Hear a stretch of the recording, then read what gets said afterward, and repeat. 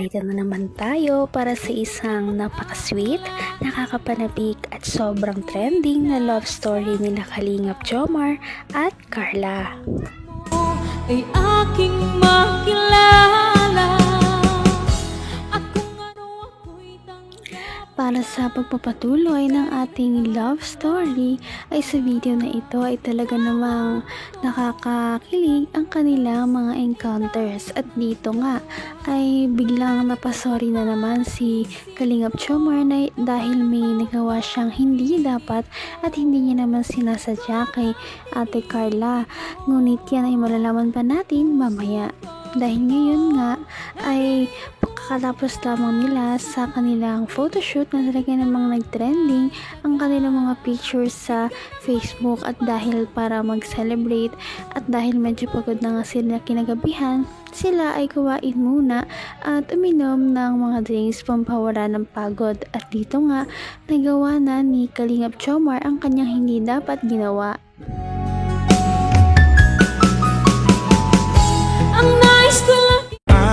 Ano, Carla?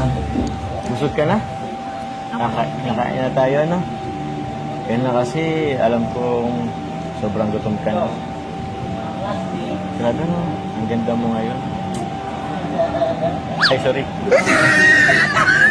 Ba't kasi ganyan suot mo? Medyo revealing. Sorry, ah. Kasi di ko maiwasan kasi. Ang ganda mo kasi, yun lang naman yun. Para kang Diyosa. Bakit? Sorry, ah. Baka hindi ka na naging komportable. Ay, lang. Bakit? Actually, nailang ako kanina pa eh. Kahit sa photoshoot. Ay, ako. Bira ka lang kasi mag-ganyan eh. Bira ka lang kasi mag-shoot ng ano, alam mo na. Medyo ano. Ganda nga po ng Kaya nga eh. Bagay na bagay sa'yo. Actually, ito yung, feeling ko ito yung isa sa pinaka magandang looks mo sa lahat ng photoshoot. Kaya nga pinagsasalit po. Diba? Wedding po. Ang pakit. Seryoso ba yan? Yun. Bagay po sa inyo yung suit. Siya? Sabi sa ang kasama natin, para kung magtatanim ng palay ay... Pero pagi naman. Actually, pansin ko nga itong suot natin.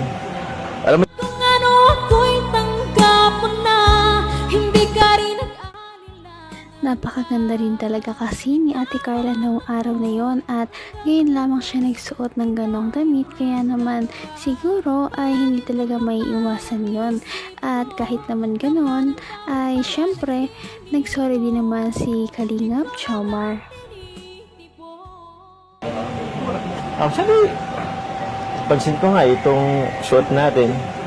Alam mo yung tipong para ako yung hardinero na na-inlove sa isang hasyendera. Wow! Alam mo yun? Carlo, mango shake, refreshment. Kaya na lang po tayo, sa'yo na lang. Bakit? Ayaw mo nito? Bakit? Matamis? Kahit konti lang naman, grabe ka. Mukhang pinagkahanda mo ang summer, ah. Sige na. Sige na. Konti lang naman. Kasi gusto ko nga sanang maghigop, pero ikaw na muna. Hindi ako higop hanggat hindi ka naghihigop eh.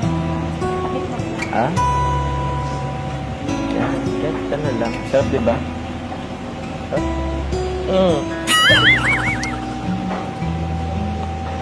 Huwag mo kasi kung kinikiliti. Ano, tuloy ako. Ha? Sarap.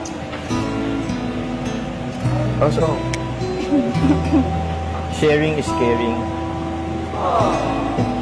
Happy 15th anniversary, ha? Grabe. Grabe, ano? Sumakto pa yung photoshoot sa 15th anniversary natin. Ayan, may pa-cake ka pa, oh. From SG Natics sa Jomcar 18. Maraming salamat sa kanila. Thank you po kasi natiis mo yung ugali ko. Oo naman, siyempre. May naman ang bawat panaginip ko. Ikaw lang ang Naku, parang nag-indirect kiss pa nga ang dalawang ito dahil gumamit sila ng iisang straw lamang sa pag-inom ng kanilang shake. Kaya naman kinilig ang lahat ng kanilang mga viewers noong mapanood ang part ng ito ng kanilang behind the scenes.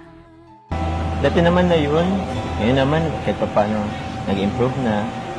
So, minsan na lang yung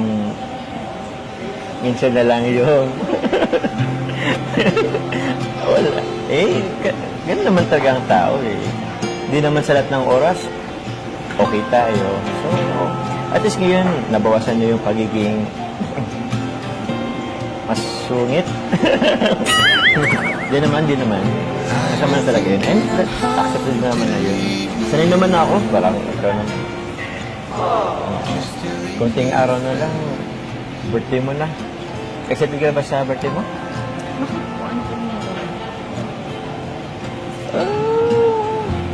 Wala naman. Surprise?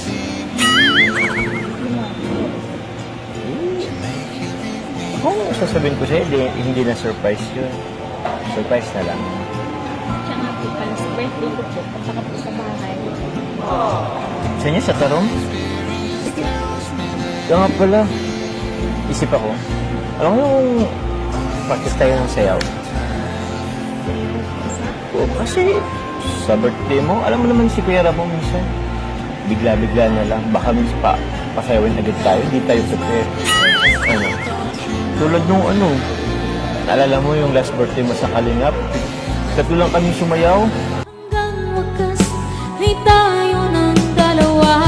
Palagi kang Malapit na din ang birthday ni Ate Carla kaya napakaraming mga tao ang nag-aabang kung ano ba talaga ang mga pasabog na mangyayari sa kanyang kaarawan dahil alam naman natin na kapag ang Kalingap team ang nagpa-party, talagang magarbo ito at lahat talaga ay sobrang ginastusan kaya inaabangan talaga ang birthday ni Ate Carla. Sumayaw?